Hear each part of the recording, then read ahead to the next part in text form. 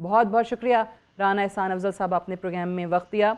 सबसे पहले तो बताइएगा, यही जो इंट्रो में सवाल, कि आपकी पॉलिसीज़ बहुत अच्छी बन गई वज़ीर आज़म शहबाज शरीफ की क़यादत में, टीम बहुत अच्छी मिल गई है उन्हें जो कि मुल्क को ये तरक्कियाँ करवा रही है मौशरी मैदान में, या वाकई में सारे का सारा क्रेडिट मैं इस वक्त अपोजिशन की तकसीम को दे दूँ? बिस्मिल्लाहिर्रहमानिर्रहीम। देखिए देखिए ऑपोजिशन का हुकूमत की जो कार्रवाई होती है या हुकूमती पॉलिसीज़ बनाना होती है, उसमें कोई रोल नहीं होता। जी। तो अगर कोई माशी तौर के ऊपर कोई बेहतरी आई है तो उसका क्रेडिट डेफिनेटली जो है प्राइम मिनिस्टर शहबाज शरीफ और उनकी काबीना और उनकी गवर्नमेंट को मिलता है। सही। और देखिए हम इस चीज़ को तस्लीम करते हैं कि आगे भी बहुत बड़े माशी चैलेंजेस खड़े हैं। ग्रोथ का चैलेंज खड़ा है, गुर्बत में इजाफा हुआ है और दीगर जॉब क्रिएशन का चैलेंज है। लेकिन जहां एक साल पहले मुल्क खड़ा था, अगर हम उसको देखें, जहां महंगाई की शरह थी 38% के ऊपर थी, आज वो 1.5-2% के ऊपर है। तो ये एक बहुत बड़ी कामयाबी है, एक टर्न अराउंड है कि महंगाई को काबू कर लिया गया है। और सबसे बड़ा जो टैक्स एक गरीब पे होता है वो महंगाई का टैक्स होता है कि जो ट्रू। अब कंट्रोल में है।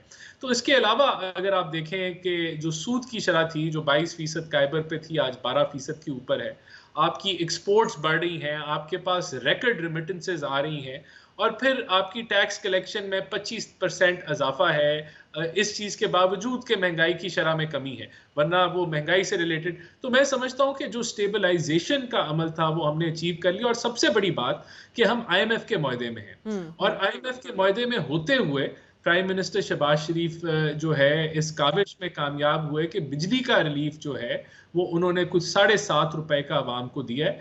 तो ये मैं समझता हूं कि जो एक फाउंडेशन ले होनी थी पाकिस्तान की स्टेबिलिटी की, वो हम अचीव कर चुके हैं और अब उड़ान पाकिस्तान की तरफ हम हैं और उस तरफ हम बढ़ने की कोशिश कर रहे हैं। इसी तरह देखें, जो बेलारूस का जो ट्रिप है, जी। ये बहुत बड़ी कामयाबी है कि 1.5 लाख पाकिस्तानियों को नौकरी मिलेगी। और वही पाकिस्तानी जो है अपना जब अब उनकी एक तो स्किल डेवलपमेंट प्रोग्राम से वो गुजरेंगे, उनके स्किल्स के जो रिक्वायर्ड हैं उसके मुताबिक उनकी ट्रेनिंग होगी और वो जब वहाँ जाएंगे तो वो भी पाकिस्तान के लिए जो है वो ज़र मुबादला अर्न करेंगे, रिमिटेंसेज जो है वो पाकिस्तान में और बढ़ेंगी। तो ये देखिए वो सारे एफर्ट्स हैं जिससे पाकिस्तान की जो माशी सूरत हाल है वो बेहतरी की तरफ बढ़ डेफिनेटली। रही है। ठीक है, डेफिनेटली आप सही कह रहे हैं कि हुकूमत की पॉलिसीज़ का क्रेडिट उन्हीं को मिलना चाहिए, उसका कोई ताल्लुक उससे नहीं है। बट हैविंग सेड दैट, जैसे आपने कहा कि फाउंडेशन एक ले होनी थी, वो हो गई, वो हमें नज़र आ रही है। लेकिन प्राइम मिनिस्टर साहब खुद इस बात का कई दफ़ा जिक्र कर चुके हैं कि मुख्तलिफ फैक्टर्स हैं जो इस पूरे प्रोसेस को डिस्टर्ब कर चुके हैं। नवाज शरीफ साहब ने अपने दौर का भी जिक्र किया कि मेरे साथ उस वक्त भी यही हुआ था। सो अभी भी अगर पाकिस्तान तहरीक इंसाफ की सूरत में एक ऑपोजिशन है, गो कि आपको मुनकसिम नज़र आती है, एक का बयान दूसरे से नहीं मिलता, पार्टी के अंदर ही नहीं मिलता, सो आपको लगता है कि ये आगे कोई चैलेंज अब नहीं खड़ा कर सकते हैं, ये कोई सियासी मसला नहीं खड़ा कर सकते हैं कि जहाँ पर ये मौशी सफ़र रुक जाए? दहशतगर्दी ऑन दी अदर हैंड एक दूसरा बड़ा फैक्टर है जिसका जिक्र खुद अभी वज़ीर आज़म ने किया भी, उस पर भी क्या करना है क्या नहीं करना? पीटीआई ऑपोजिशन कहीं पर आपका साथ देती हुई नजर नहीं आ रही। ऑपरेशन से उन्होंने पहले ही इनकार कर दिया, हालांकि अभी फैसला भी नहीं हुआ था ऑपरेशन का। देखिए, अगर ऑपोजिशन की बात करें और पीटीआई की बात करें तो पीटीआई ने तो पॉलिटिकल स्टेबिलिटी के लिए कोई इकदाम नहीं उठाए और उनकी कोशिश तो ये रही है कि अगर हमने आईएमएफ का मुआहदा करना है तो वो उसको सैबोटाज करें। यहाँ तक कि पाकिस्तान की तारीख में पहली दफ़ा आईएमएफ के दफ्तर के बाहर जो है वो धरना दिया गया या एहतजाज किया गया। अगर फॉरेन प्रेशर दिलवाने की बात करें तो उसके भी जी। रिकॉर्ड कायम किए गए। यूएस कांग्रेसमैन की तरफ से प्रेशर डलवाया गया। रिचर्ड ग्रेनल के ऊपर बड़ी जो है, फिर जो विल्सन है उसने जो है कांग्रेशनल जो है वो बिल पेश किया पाकिस्तान के खिलाफ। तो वहां तो उन्होंने ना सिर्फ पाकिस्तान के अंदर 2 दफा इस्लामाबाद में धावा बोला गया, यहाँ कोशिश की गई इंस्टेबिलिटी लाने के लिए, तो उन्होंने तो भरपूर कोशिश की। लेकिन उसके बावजूद माशी तौर पे चीजें बेहतर हुई। तो इससे ये साबित होता है कि जो एक इंतशारी या कह लें कि जो ऑपोजिशन का जो किरदार है पॉलिटिकल इंस्टेबिलिटी फैलाने का, उससे माशी ग्रोथ नहीं रुकी या माशी बेहतरी नहीं रुकी। बल्कि जब माशी तौर पे चीजें बेहतर होती हैं तो उसका इम्पैक्ट ये आता है कि पॉलिटिकल इंस्टेबिलिटी भी कम होना शुरू हो जाती है। तो ठीक। हम समझते हैं कि हम जो है माशी बेहतरी से पॉलिटिकल स्टेबिलिटी की तरफ भी बढ़ रहे हैं, क्योंकि लोग देखते हैं कि अगर वो एक इंतशारी टोले का साथ देंगे तो वो उनके भी मफादात के खिलाफ है। एक तो ये बात होगी। देखिए बाकी मैं समझता हूँ मूविंग फॉरवर्ड हम तो एंगेजमेंट कर रहे हैं पीटीआई से। हमने तो प्राइम ठीक है। मिनिस्टर ने तो कहा कि हम हाउस में कमेटी बना लेते हैं, उन्होंने वो रद्द कर लिया। प्राइम मिनिस्टर के कहने पे तो जो है वो मुज़ाकराती कमेटी ने अपनी डेडलाइन को ना सिर्फ उसको इंतजार किया कि पीटीआई आ जाए, पर वो नहीं आए। अगर हमने बट वो एपीसी आपसे में बात ही नहीं करना चाहते ना। वो गंडापुर साहब के बाद अभी आजम स्वाति साहब ने भी ये कह दिया है कि खान साहब ने टास्क दिया एस्टैब्लिशमेंट से राब्ते का, वो तो एस्टैब्लिशमेंट से बात करना चाहते हैं। देखिए वो भी कोई तरीका होता है ना बात करने का। बात ये कि कभी ये गिरबान पकड़ते हैं, कभी ये पाँव पड़ते हैं, कभी चीफ के जब लंदन जाता है तो उसके खिलाफ ये एहतजाज करते हैं जो कि अनप्रेसिडेंटेड है, और कभी ये खत लिखते हैं, और कभी स्वाति साहब कहते हैं कि हम अपने हर वसाइल इस्तेमाल करेंगे जी। बेहतरी लाने के लिए। तो it is they are in a confuse state, इनको समझ नहीं आता कि क्या करें। और तब फिर आप देखते हैं कि इस तरह के इकदामात के रिमिटेंसेज ना भेजो। भाई रेमिटेंसेज अगर नहीं भेजेंगे तो उससे नून लीग का तो नुकसान नहीं होगा ना, मुल्क का नुकसान है। अगर आप कह रहे हैं कि मिनरल्स का जो हार्मोनाइजेशन का जो लेजिस्लेशन है वो आप रोक दें जब तक खान रिहा नहीं होता, तो आप कोई मुल्क के मफादात की बात तो नहीं कर रहे ना, आप तो अपनी सेल्फिश पॉलिटिक्स कर रहे हैं। तो जब आपका यही एटीट्यूड जो है वो सियासी तौर पे भी नजर आता है, और जब आप इस्टेब्लिशमेंट से बात करें वहां भी नजर आता है, तो फिर कौन करेगा आपसे बात, कौन आपके साथ एंगेज करेगा? जब सियासतदान आपसे एंगेज करना चाह रहे हैं तो आप उनको रद्द करें। और ये रवैया देखें ऑपोजिशन में नहीं है इनका, ये रवैया जब ये हुकूमत में थे तब भी ये ऑपोजिशन से एंगेज नहीं करते थे। तो ये इनकी रवायत है। तो इनकी रवायत में सियासी हरीफों के साथ बातचीत करना आपको नजर नहीं आता। जब एपीसी या जब ये नेशनल सिक्योरिटी की मीटिंग्स होती थी इनके दौर में, तो खान साहब तब भी आना उनमें पसंद नहीं करते थे कि ऑपोजिशन से उनको हाथ ना मिलाना पड़े। तो ये बदकिस्मती से वो चीजें आज भी प्रिवेल कर रही हैं। बहरहाल हमारे दरवाजे। अच्छा, JUIF के साथ किस लेवल पे, किस सतह पे कोई एंगेजमेंट है इस वक्त हुकूमत की? अभी पिछले दिनों मौलाना साहब ने भी बहुत तंजिया अल्फाज में बात की कि इस वक्त हुकूमत तो PDM की है, और PDM के सरबरा क्योंकि मौलाना साहब थे कि PDM की हुकूमत है, लेकिन उनका जो सरबरा है, जो सदर है, वो अपोजिशन में बैठा हुआ है। और बात तो इन्हें सदर की अपने मानने चाहिए, लेकिन पता नहीं किसकी मान रहे हैं। तो मौलाना साहब क्या मनवाना चाहते हैं आपसे?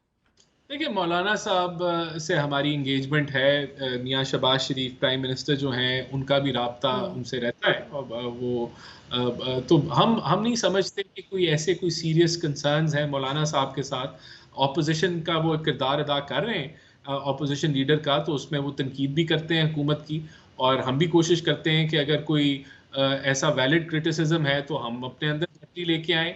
उन्होंने 26वीं आईनी तरमीम का साथ भी दिया। तो मौलाना साहब के साथ हम नहीं समझते कि आगे कोई पीटीआई के साथ कोई कोलैबोरेशन हो जाएगी, क्योंकि बहुत दे आर पोल्स अपार्ट। अच्छा। और जिस धांधली की वो बात करते हैं वो तो पीटीआई जो है वो उसके बेनिफिशरीज हैं।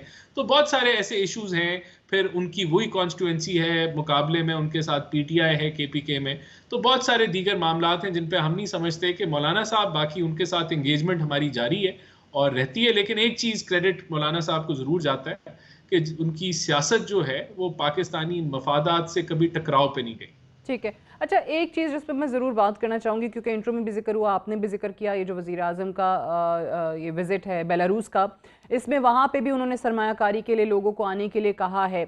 और हमने अपने मुल्क में देखा है कि वाहिद रीज़न कि आपका अपना भी बिजनेसमैन जो है वो भाग जाता है, सरमायाकार भाग जाता है, बाहर से आने वाले लोगों को भी शिकायत होती है कि रेड टेप बहुत है। एक फ़ाइल को मूव कराने में, दूसरे ऑफिस पहुंचाने में ही पता नहीं लोगों को कितने महीने ज़ाया हो जाते हैं कि लोग भाग जाते हैं। सो ये जो ब्यूरोक्रेसी के अंदर अपने प्रॉब्लम्स हैं, इनसे निमटने के लिए या सरमायाकार के लिए कोई सहूलत देने के लिए, उसके लिए प्रोसेस आसान करने के लिए क्या किया है? देखिए नंबर एक SIFC जो है वो वन विंडो शॉप है। और वो जिस तरीके से आपने माइनिंग में देखा कि एक हार्मोनाइजेशन ऑफ लेजिस्लेशन की कोशिश जारी है, जिसमें सूबे और वफाक जो है वो एक पेज पे आ जाएं इन्वेस्टमेंट इन मिनरल्स के हवाले से। तो ये वो सारी काविशें हैं SIFC के बिहाफ से। बट छोटे ताजिर, छोटा बिजनेसमैन क्या करे? देखिए उसके लिए हुकूमत की आसान कारोबार एक्ट की पॉलिसी है, जिसके सूबों के साथ अभी इस वक्त इट इज़ इन प्रोग्रेस कि सूबों के साथ एक ऐसा मैकेनिज्म बनाया जाए कि वन विंडो ऑपरेशन हो, और जो एक आम आदमी को बीसियों अदारों के साथ इंगेज करना पड़ता है, वो वन विंडो के तहत है उससे इंगेज करे। और जो ऐसी रेगुलेशन है जो कि एंटी बिजनेस है या anti ease of doing business है, उसको गिलोटीन किया जाए, उसको खत्म किया जाए। तो ये वफाकी मैं लेवल पे आपको एक तो छोटी सी लॉन्च। मिसाल देती हूँ। The other day somebody mentioned कि एक कंपनी रजिस्ट्रेशन के लिए उनको इस वक्त कोई 7 महीने गुजर चुके हैं और जो लास्ट एज है PSW के साथ वेरिफिकेशन की, 4 दिन उनको इस चीज़ में लगे कि PSW का सिस्टम नहीं चल रहा था, वेबसाइट नहीं चल रही थी।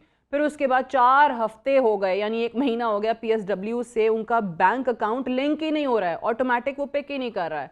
सो वो 6 महीने 7 महीने से सिर्फ और सिर्फ एक कंपनी रजिस्टर नहीं करा पा रहे पाकिस्तान में। देखें, दुरुस्त आपने फरमाया। देखें, कंपनी रजिस्ट्रेशन तो SECP से बड़ी आसानी से हो जाती है। शायद उनका सिस्टम डाउन हो, लेकिन इसके ऊपर नोटिस लेने की ज़रूरत है, मैं भी चेक करूंगा।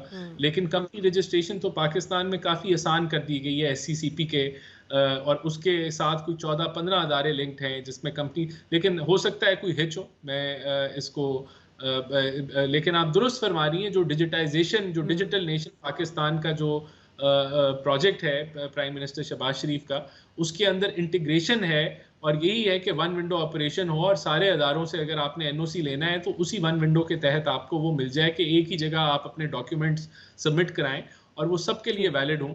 तो ये कोशिश की जा रही है, it is a ongoing process. लेकिन आपने दुरुस्त पॉइंट आउट किया कि ईज ऑफ डूइंग बिजनेस में बेहतरी लाने की ज़रूरत है। बहुत सारे इश्यूज हैं, यूटिलिटीज़ जब लगानी होती है कंपनीज ने, बिजली का कनेक्शन है, गैस का कनेक्शन है, तो ये इसमें बड़े डिलेज होते हैं। तो कोशिश ये है कि इनको स्ट्रीमलाइन किया जाए, लेकिन ये एक चैलेंज है, ये एग्जिस्ट करता है, ये एक प्रॉब्लम एरिया है। और इसके ऊपर आसान कारोबार एक्ट वफाकी लेवल पे लॉन्च हो चुका है, लेकिन सूबों की ownership under is in process और सूबों की इंटीग्रेशन विद वफाक वो हो जाएगी तो इसमें बेहतरी आएगी। लेकिन ये एक चैलेंज एरिया है। ठीक है, ये एक चैलेंज है, लेकिन हुकूमत को इस चीज़ का इदराक है और इस पे काम भी हो रहा है। राना एहसान अफजल साहब, थैंक यू वेरी मच।